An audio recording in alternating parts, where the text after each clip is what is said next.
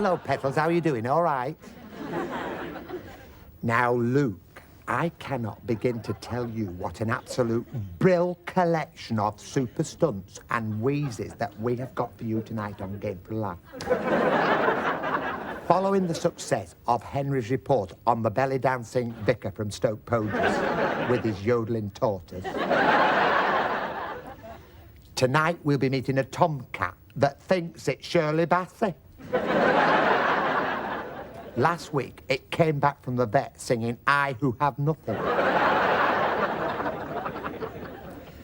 But now here's Mike Yarwood and his guest artists, Petula Clark, Selena Scott, the Nolans, and Suzanne Danielle.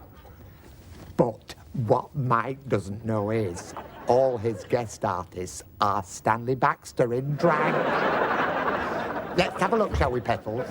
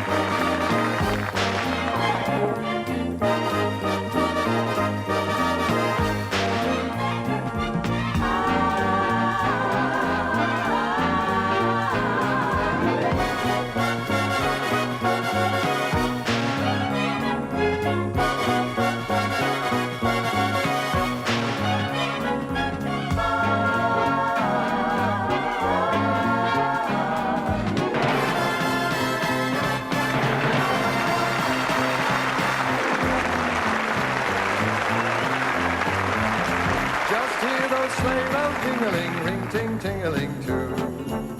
Come on, it's lovely weather for a sleigh ride together with you. Outside the snow is falling and friends are calling you. Come on, it's lovely weather for a sleigh ride together with you. Giddy up, giddy up, giddy up, let's go. Let's look at the show. We're riding on a wonderland of snow. Giddy up, giddy up, giddy up, it's grand, just holding your hand. We're gliding along with the song of a weary fairyland. Our cheeks are nice and rosy and comfy cozy are we. We're snuggled up together like birds of a feather would be. Let's take the road before us and sing a chorus or two. Come on, it's lovely weather for a sleigh ride together with you. Come on, it's lovely weather for a sleigh ride together with you. And you, and you. And you.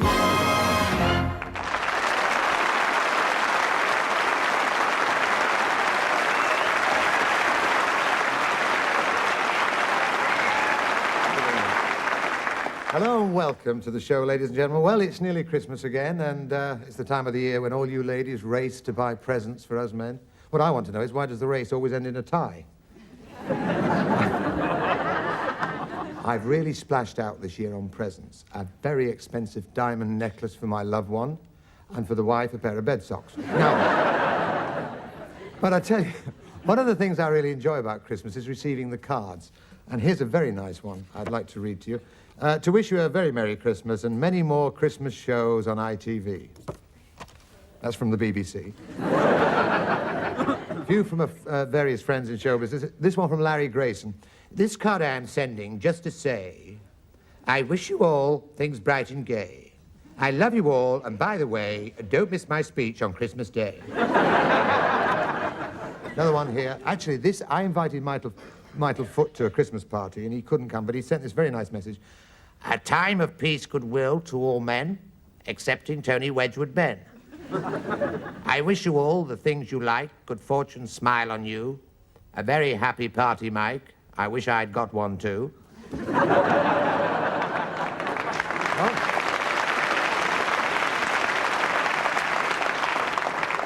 Here's a nice one from Frankie Howard. Adam and Eve in the garden dwelt, but their Christmas was not jolly. 'cause fig leaves are hard to find, so they had to make do with holly. Yes!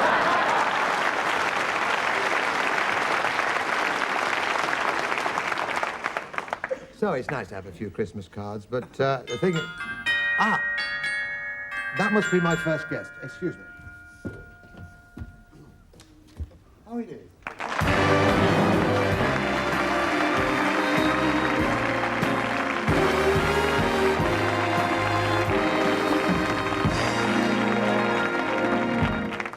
Well, look what Father Christmas has brought me. Listen, Mike, I'm sorry if I seem so confused, but you know when they said, would I like to come onto Mike's show? I thought they meant Michael Parkinson's show. But I mean, that's nice, isn't it? Yeah. How could you...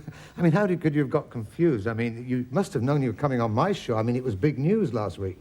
Oh, well, you know, I don't read the news anymore. Well, Mike, now I'm here. What do you want me to do? Well, I thought you could do a medley of Jan Leeming's hits. And that line had to be delivered carefully, I can tell you. Yeah. I know exactly what we can do. We can interview one another. I'm excited. I've always wanted to do this sort of thing on television. I'm a frustrated Des O'Connor, actually. So is he. But however, ask me a question. Right, tell me, Mr. Yarwood, what is the main ingredient a great comedian actually has to have? Timing. Now, let me ask you a question. And I'll do this as Michael Parkinson, because that's obviously who you thought you were being with this evening. Can I ask you, Miss Scott, or may I call you Selina? I'm very excited that you're on this show. What about, I mean, I read somewhere that, or maybe I didn't read it, or maybe it was my researcher who read it, or maybe it was never written in the first place. Can I ask you, what's the worst thing that happened to you on News at 10, apart from the Richard Clayderman commercial? The worst thing that happened to me on News at 10 was having to read a Scottish football result. 4 for 4, East 5-5. And now I'm going to get my own back on him. What's the worst impression you've ever done? Apart, that is, from the one you've just done on Michael Parkinson. No, actually, the worst impression I ever did was one of the Prime Ministers, and the reason it was so bad was that I never actually heard his voice. Well, which Prime Minister was it? Bonalaw. One final question, Selina, and I'll do this one as Russell Harty, because if I don't do him, he'll sulk. Tell me, Selina, when are we going to have the pleasure, nay, delight, of seeing your lovely self on breakfast television? At 6:30 in the morning on Monday, the 17th of January, just 2 weeks before the opposition. Oh, yes. Shall you have to get up early? Oh, yes. I don't know what they're laughing. They're all laughing at it, but it's not funny. But I will be home by 9:30 in the morning, which means, of course, that I can have a quick snooze at 10. Seriously, though, Selina, I do wish you lots of luck with your new breakfast programme. And are you going to interview anybody exciting?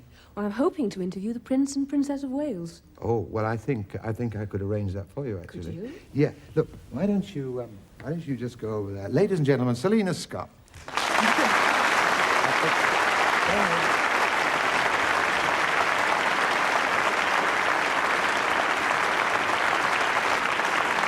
And now, ladies and gentlemen, over to Highgrove House for a special interview with Their Royal Highnesses, the Prince and Princess of Wales. Good evening. Tonight we're very pleased and deeply honoured to welcome to the programme for a special Christmas interview Their Royal Highnesses, the Prince and Princess of Wales.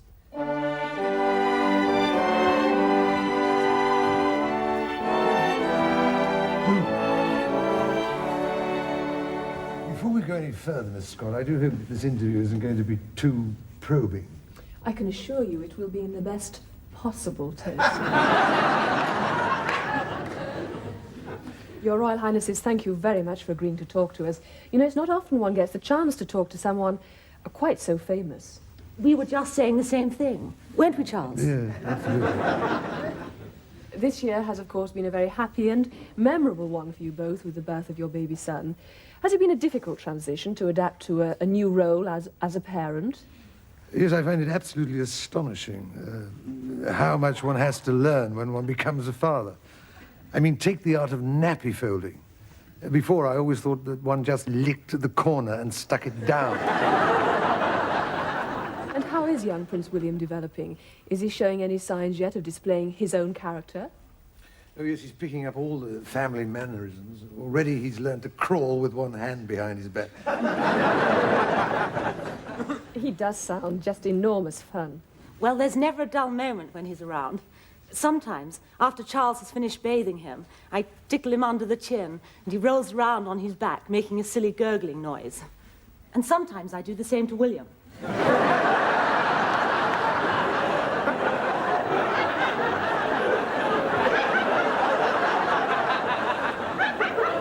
I must say, he is a lovely baby. Thank you very much. He's got his mother's eyes, his grandmother's nose, and I think his auntie's mouth. Yes, when you get to the ears, they're mine. I gather you're rather fond of Prince William's bath times. Oh, yes. Well, I think Charles is a bit overprotective towards our son at times. No, I'm not overprotective, really. Well, why do you make him wear a parachute when he sits in his high chair? You know, when we had William christened, Charles insisted on testing the font with his elbow. My sleeve was wet through afterward. Do you find it easy to keep him amused? Yeah. I think that's rather personal. She means the baby did.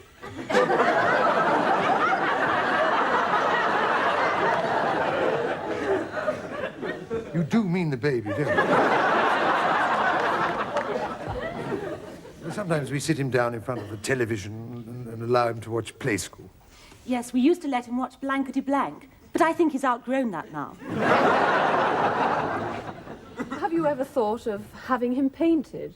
No, we like him the colour he is. But it's only a few days now to Christmas. I'm sure both of you have been busier than ever with all your royal engagements. Yes, after this interview, we're going straight to Westminster Abbey. For a carol service? No, one of the Corgis is burying a bone. Where will you be spending Christmas this year? I always favour Buckingham Palace, actually.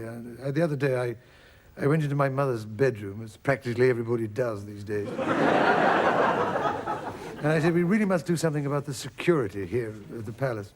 Haven't you tried a guard dog? Oh, yes, but the bearskin keeps falling over his eyes. Well, I'm sure, like most people, you regard Christmas as a great family occasion. Oh, yes. We had a rather delightful time last year, didn't we, Charles? Do you remember? We played Hunt the Thimble and you fell off your horse. I think she's teasing you, actually. Prince Andrew has rather hit the headlines, hasn't he? I mean, how do you cope with all this adulation he gets from these young girls? Well, utter amazement. I mean, I do know what they see in him. Oh, he is rather good-looking, Charles, and wonderfully charming. Masculine, No. Debonair. witty, Oh, a wonderful sense of humour. Yes, Yes, good. all right. There's no need to go on and on and on. I mean, apart from all that, I mean, what else has he got to offer? Oh, really, Charles? He is the country's #1 pin-up. No, he isn't. She is. May I move on to something else? Well, you can come and sit over here if you like. No, I don't mean that. I mean, Mom, can I ask you what you're hoping Prince Charles is going to give you this Christmas? Well, I really don't know. But last year he gave me something very beautiful. May I ask what that was? Cornwall. Of course, being a typical woman, she took it back and changed it for Devon.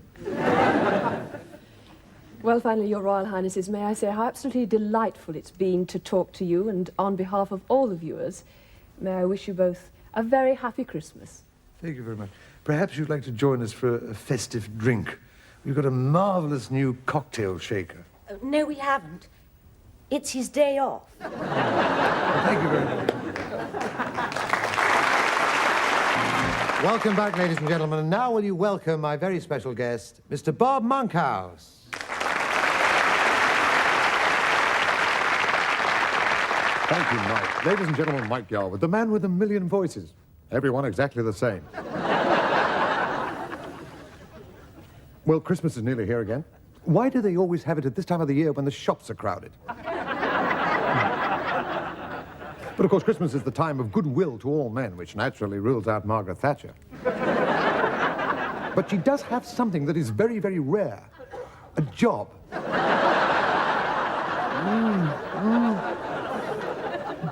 But the situation now is so bad, employers everywhere are having to cut their workforce. Do you know Max Bygraves has already laid off 3 audiences? But all I'm sure is that I'm very, very talented. You mustn't think I'm conceited, because I'm not conceited. I know I'm not conceited because I'm twice as good as I think I am. I just happen to like the good things in life, and I'm one of them. Mind you, I do have a complaint. They haven't given me a dressing room here tonight. No, it's true, it's true. They haven't given me a dressing room. And do you know there are 75 dressing rooms here at Thames Television? And the Nolan sisters have got them all. Mind you, they're very sweet girls, and people love the Nolan sisters. Maybe it's got something to do with the fact that there are more Nolan sisters than there are people. Interesting, that, isn't it? Interesting. But talking of the Nolan sisters, ladies and gentlemen, here they are.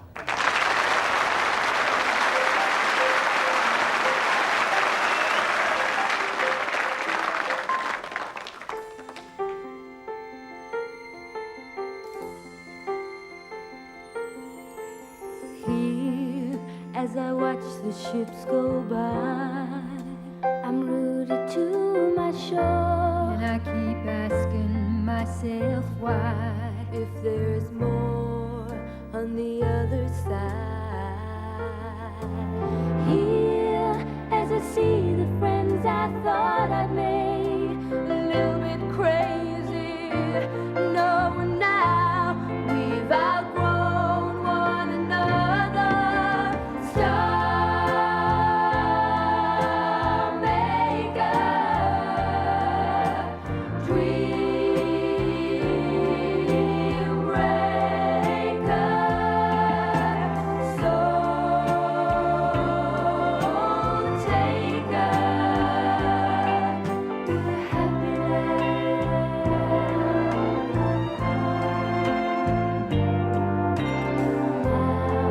as I see the things I want, I can take the things I see, but I keep asking myself why. And if there ain't just a little bit more for me. Now, when there's time to count the cost, I keep measuring what I've lost and wondering if you knew it would all wind up with you. Star maker, dream breaker, soul taker,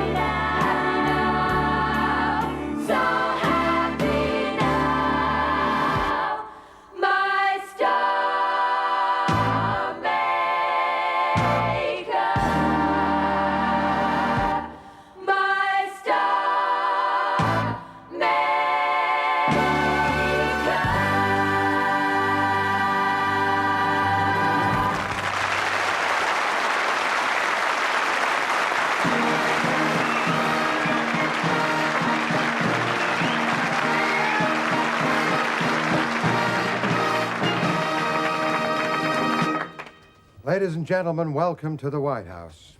And I'm delighted so many of you were able to make it to Ronnie Reagan's Christmas party. I've had one letter of apology from Jimmy Carter, who couldn't come for personal reasons. He wasn't invited. Now, as you know, this is the annual Christmas party, and it's something of an institution here at the White House. Last year, you probably recall, we had a costume party. That was when I put a slice of bread behind each ear and came as a ham sandwich. This year, my colleagues and I in the administration were hoping to stage a small nativity play. But unfortunately, we couldn't find 3 wise men. But Christmas is something of a nostalgic time for me. In fact, I can still recall the first Christmas I ever had. I was just 4 years old. So was Christmas. I remember the wind was so strong, the buffalo were flying south for the winter. But I knew there and then that one day I would make it to the White House, because I believe in a world where all men are equal. I believe in a world free from poverty, free from greed, and free from hate. I believe in pixies, elves, and Santa Claus. I believe God didn't make the little green apples, and it don't rain in Indianapolis in the summertime.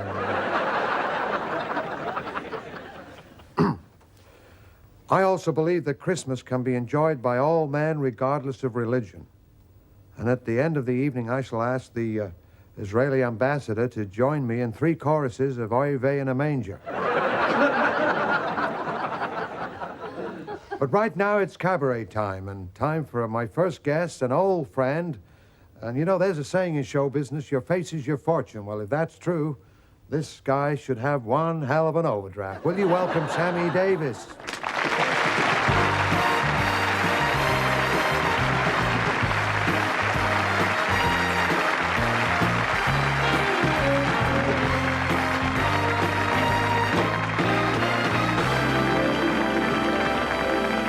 Thank you, Mr. President, for that wonderful introduction. I'm a great supporter of Ronald Reagan's. I'm a very close friend. I knew him when he was famous. But I truly believe he is the greatest statesman of his age, which is approximately Neolithic. He's a very modest man. He answers all his own prayers. And we have dinner together, and I crawl around on the floor, and I lick his shoes, and what the hell.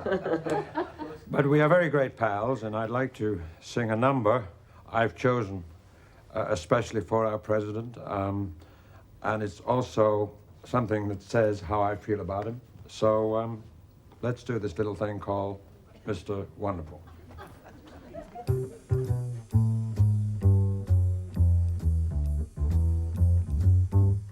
Why this feeling? Why this glow? Why this thrill when you say hello? It's a strange and tender magic you do, Mr. Wonderful, that's you. And why this trembling each time you speak? And why this joy that brings the color to your cheeks? There is much more I could say, but the words keep slipping away, and I'm left with only one point of view. Mr. Wonderful, Mr. Wonderful, Mr. President, I'm for you.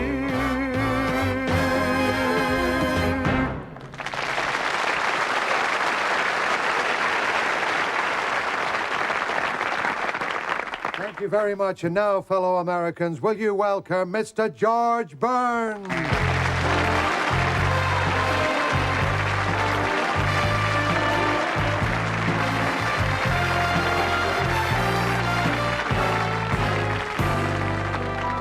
It's a great honor to have you here tonight, George. In my book, you're America's biggest comedian. No, I'm America's second biggest comedian. I heard your speech. Oh, by the way, Mr. President, Richard Nixon's coming here tonight. Oh, hell, is he? No, I just wanted to see if you're scared easy. You know what I thought I'd do, Ronnie, was open up with a song and then go into a routine. George, do you think it's wise for you to come in here and sing in the same room as Sammy Davis and Frank Sinatra? You're right. It wouldn't be fair to them. I should just stick to what you do best. Fine. Get me a girl. Tell me something, George. At your age, what do you look for in a girl? Patience. You know, Ronnie, going with girls is like going on stage. You know you're getting old when you can't make the third encore. The other night, I couldn't make the third encore. I had to go straight to the fourth and fifth. Listen, are you sure you wouldn't like me to do 3 choruses of Red Rose Flag? George, we're close friends. Let's keep it that way. Ladies and gentlemen, George Burns.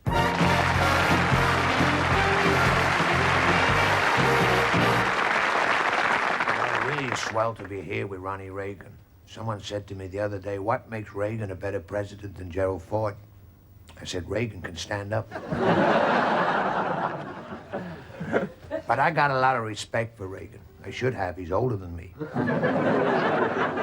People ask me how I managed to live so long. The answer's simple. I've had a lot of practice. And I'll tell you something else that keeps me young. For $500 a week, Raquel Welch comes round every day and gives me a massage. That might sound a lot of money, but I figure, what the hell? She could afford it. It's true that old age takes its toll. You know, once I used to dream about sex. Now my dreams are so boring, I sleep right through them. They say when a man spends too much time making love, 3 things happen. The first thing happens is that he starts to lose his memory. I forget what the other 2 are. Of course, the first question people always ask me is that your own hair? I say, sure. If you don't believe me, I'll show you the receipt. Now, you heard what Ronnie said. I'm not allowed to sing here tonight, which is bad news for the deaf people. It also means I don't have a finish to my act. We could be here all night. Of course, Ronnie's right. My singing is terrible. It's so bad I can't bear to listen myself. Nowadays, whenever I start to sing, I go into another room. So what I'm going to do is go off to a standing ovation, because there's no better way to go off. But remember, when you give me the standing ovation, make it look spontaneous, otherwise everybody will think it's fixed.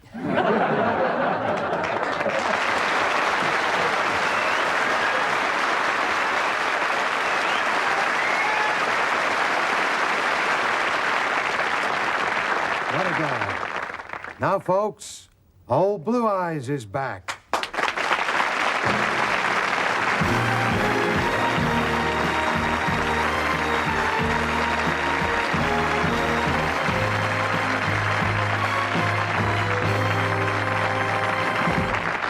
Thank you, Mr. President, and may I say to you and your guests a very Merry Christmas and a cool Yule. I was at another party last night at Dean Martin's place. Dean had Holly and Ivy hanging from the chandelier. And I have to tell you that Holly and Ivy are 2 very classy broads indeed.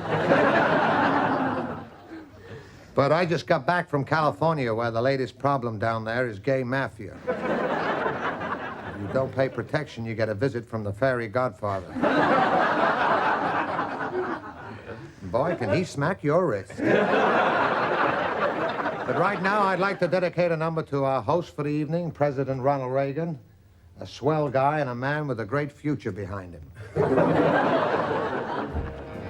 This is the combined talents of Nelson Riddle and Cole Porter. I have got you under my skin. I have got you deep in the heart of me, so deep in my heart that you are really a part of me. I've got you under my skin.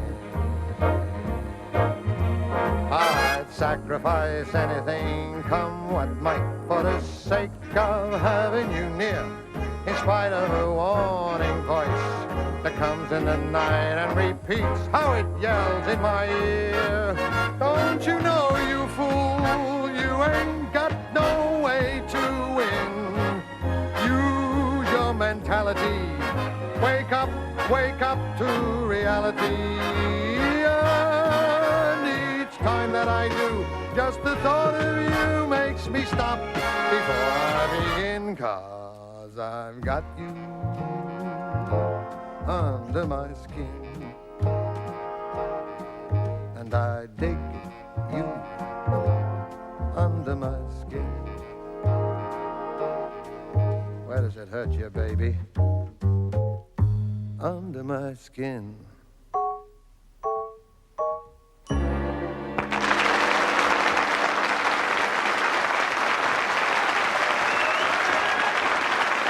Thank you very much. Well, hello again. Now, did you notice I didn't say welcome back to part 3, like most people do? That's because it's a colossal assumption, really. It means you've enjoyed parts 1 and part 2 so much that you're all sitting there waiting for part 3. For all I know, you could have gone down to the pub or started playing Scrabble. You may be watching Channel 4. Some people like to be alone.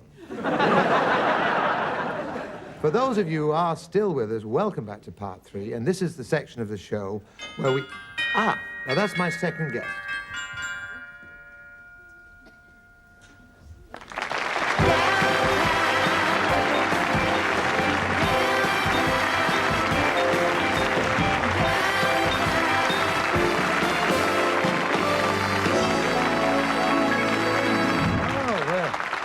I can't tell you how lovely it is to see you again. It's lovely to see you. Happy Christmas. Oh, thank you very much indeed.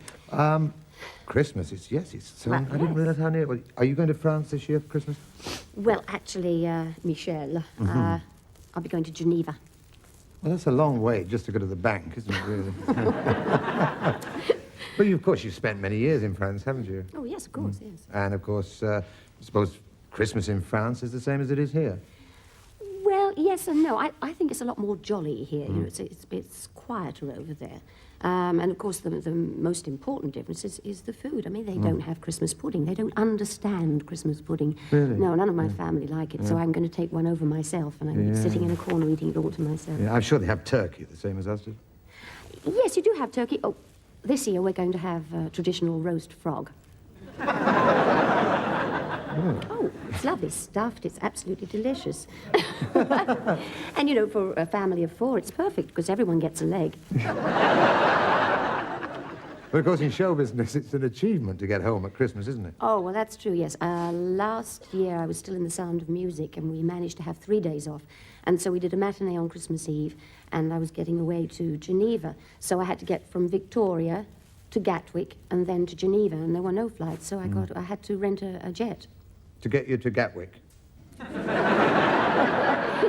I take your point. That was the most difficult part of the trip. Listen, I forgot to give this little present for you. Oh, look at that. That's lovely. Beautifully wrapped and everything, yeah. It mustn't be open till Christmas. I remember last time we worked together, it was near Christmas time, and you brought me a lovely present. Yes, yes. Electric shaver. Did you like it? I liked it so much, I bought the company.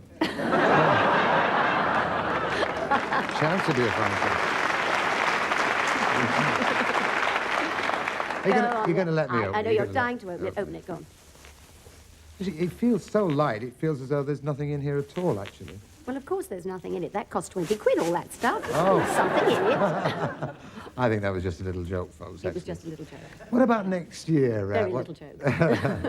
What about next year? What's happening next year? Well, the beginning of '83, I'm going to do lots of concerts in England, and the most exciting one, really, for me, I must confess, is going to be at the Albert Hall. It's going to be a one-woman show, but I'll be accompanied by my own band, plus the London Philharmonic Orchestra. Oh, well, you see, the London Philharmonic. They all read London music, you see. They all read. It's all sellotaped together, no problem. Last Monday, I did a one-man show at the Albert Hall. Did you? Mind you, on Tuesday, there was a few more in. But lots of luck with the concerts, Pet. And what I'm dying to know is what you're actually going to sing for us tonight on our show. Well, it's a very charming, very gentle little song called Dreaming with My Eyes Wide Open. Well, lovely. We're going to hear it now. Ladies and gentlemen, Petula Clark.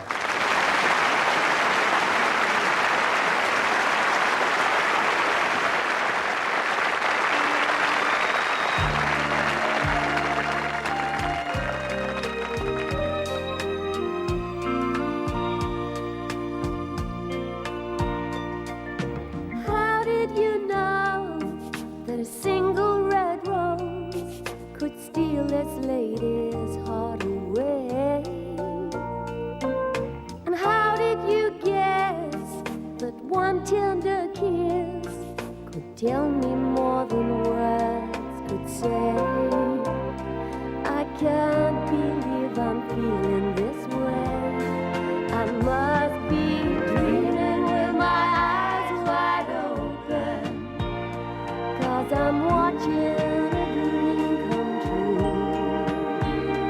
Got a misty moonlight feeling like I never knew. Well, I'm dreaming with my eyes wide open, hoping you're dreaming too. Yes, I'm dreaming with my eyes wide open, looking straight at you.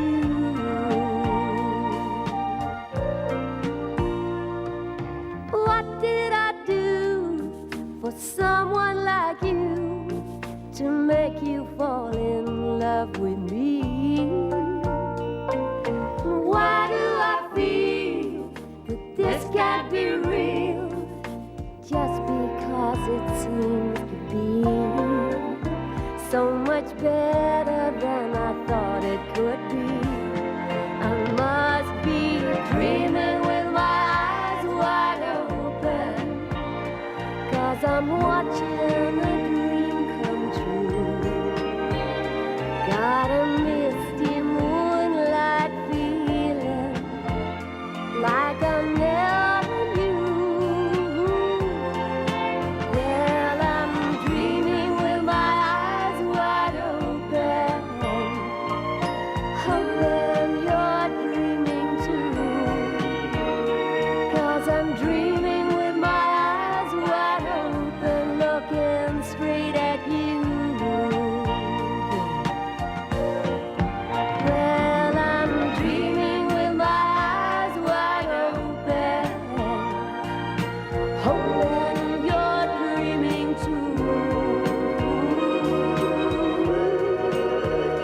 'Cause I'm dreaming with my eyes wide open, looking straight at you. Yeah. Yes, I'm dreaming with my eyes wide open, looking straight at you.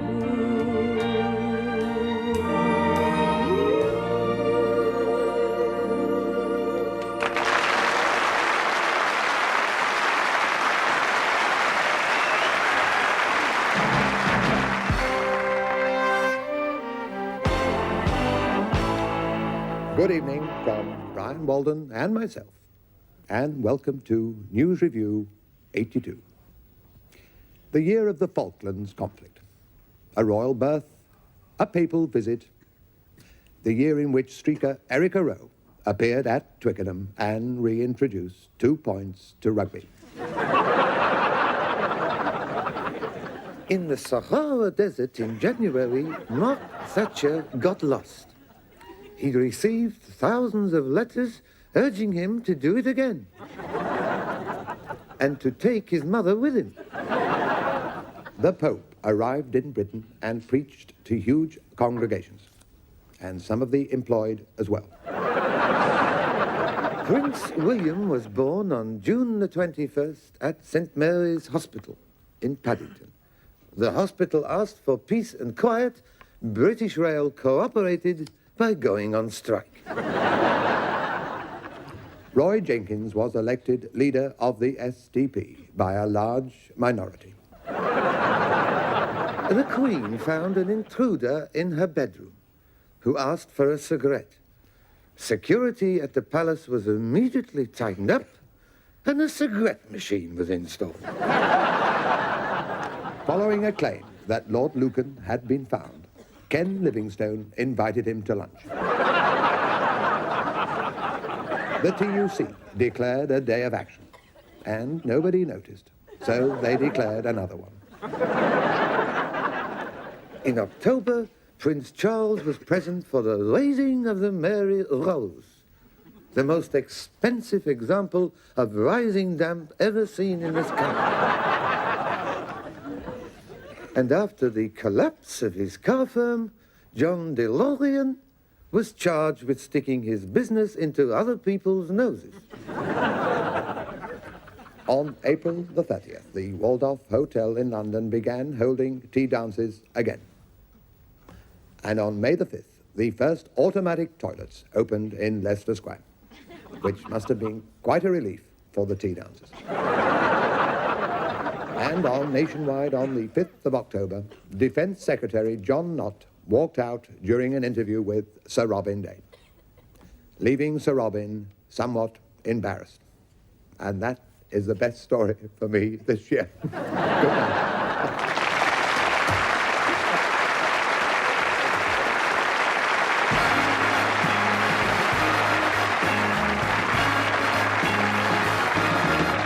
It's the most wonderful time of the year,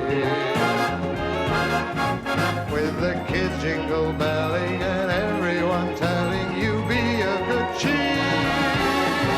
It's the most wonderful time of the year. It's the happiest season of all, with those holiday greetings and gay happy meetings when friends come to call. It's the happiest season of all. Well, ladies and gentlemen, there's nothing like a nice Christmas song. And that was nothing like a nice Christmas song. But I've been so thrilled with the show tonight because we've had so many wonderful guests. As a matter of fact, I said to the producer weeks ago, why don't we try and get Bob Hope over to do the show? And he said to me, he said, well, my dear, because he talks like that, the producer. My dear, he said, no, there's no more money left. He said, if you want Bob Hope on the show, you're going to have to do it yourself.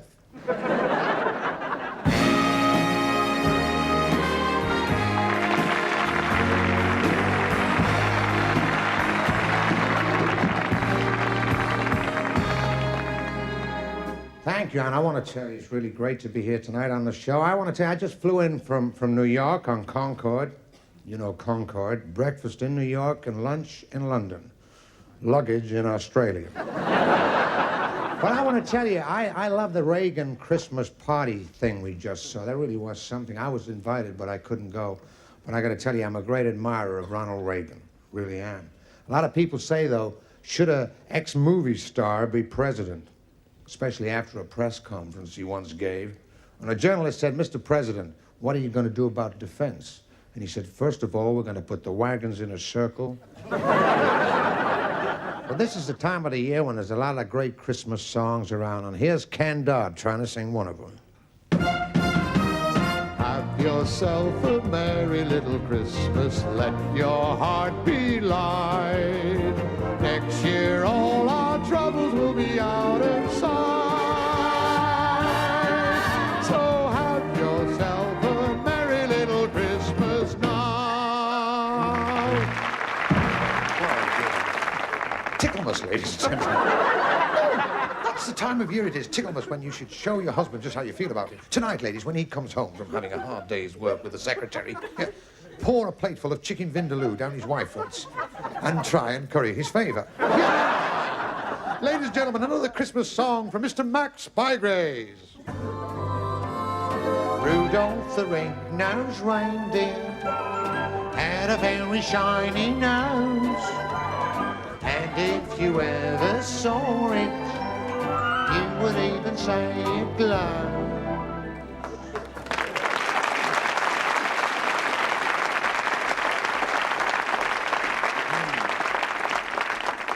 Wasn't that beautiful? I love hearing me sing. Rudolph the Red-Nosed Reindeer. Anthony wrote that for me. Well, he didn't, but he should have done. But it was a wonderful arrangement from Alan Braden and the orchestra. Just before the show, I bought them all a drink. Yeah. Mind you, they weren't too happy about it, but I didn't know they wanted one each. Ladies and gentlemen, here's a man who's been in the business about as long as I have, and he looks almost as young as I do.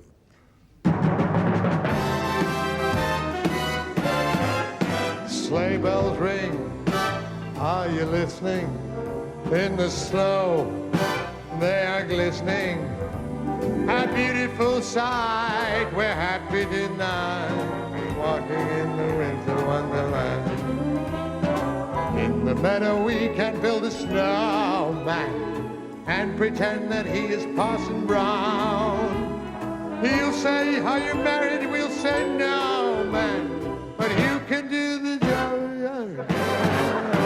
Later on, we'll conspire as we dream by the fire to face unafraid the plans that we made, walking in the winter wonderland.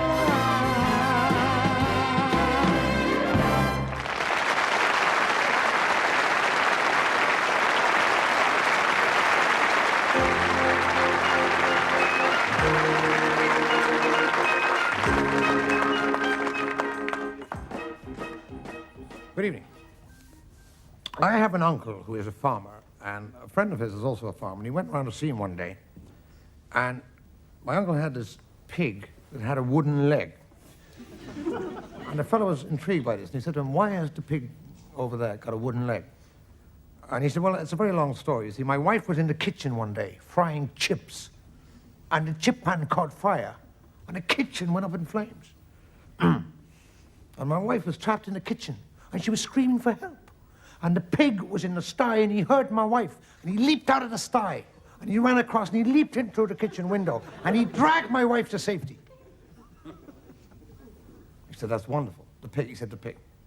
He said, well, why has the pig got a wooden leg? He said, well, I have a son who is 10 years old, and he likes to fish.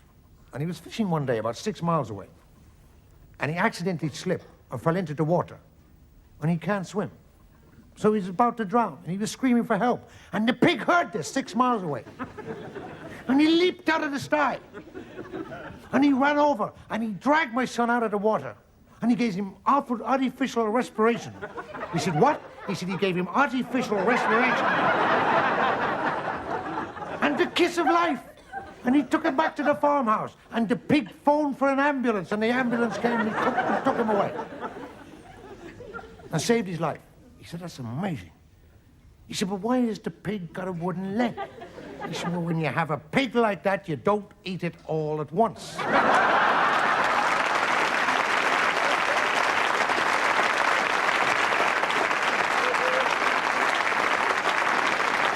And this is me.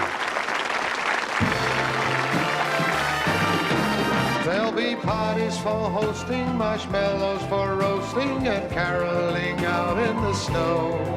There'll be scary ghost stories and tales of the glories of Christmases long, long ago.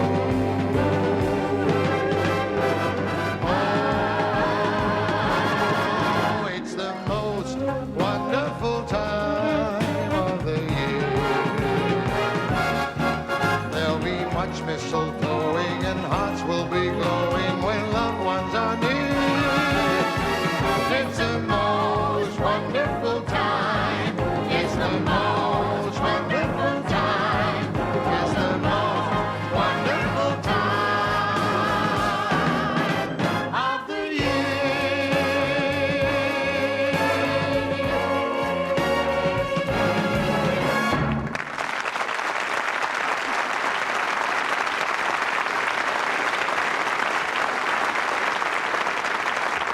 Thank you very much. Ladies and gentlemen, that's our show for this Christmas. I hope you've enjoyed it. My thanks to all our wonderful guests this evening, but most of all, my thanks to you for watching. Have a very happy Christmas and a very peaceful and happy New Year. Good night, God bless.